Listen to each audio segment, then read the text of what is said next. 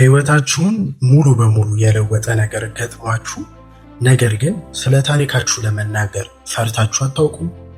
ምናልባት የታሪኩ ይዘት ስለ ፍቅር፣ ስለ ልብ መሰበር፣ ስለ ክህደት፣ ስለ ስደት፣ ስለ ቤተሰብ፣ ስለ ጎዳና ህይወት ወይም ደግሞ ለዓመታት ተሸክማችሁት ስለኖራችሁት ሚስጥር ሊሆን ይችላል።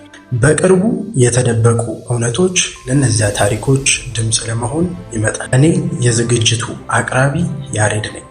በእውነተኛ ሰዎች እውነተኛ ታሪኮች ላይ በስልክ ጥሪ አማካኝነት እውነተኛ ውይይቶችን አደርጋለሁ። ፊታችሁን ማሳየት አይጠበቅባችሁም። ከፈለጋችሁ ማንነታችሁ እንዳይታወቅ ማድረግ ትችላላችሁ። እዚህ ምንም አይነት ፍርድ የለም። ታሪኮ፣ ድምፆና እውነቱ ብቻ ነው ያለው። ለማካፈል የምትፈልጉት ታሪክ ካለ ልንሰማችሁ ዝግጁ ነን። ከታች ባስቀመጥንላችሁ ስልክ ደውሉልን ወይም መልእክት አስቀምጡልን።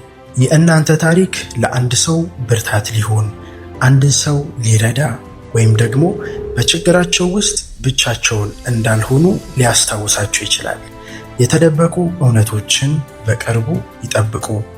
እውነተኛ ሰዎች፣ እውነተኛ ታሪኮች፣ ድምፃቸው ብቻ የሚሰሙ ማንነታቸው ያልተገለጹ እንግዶች።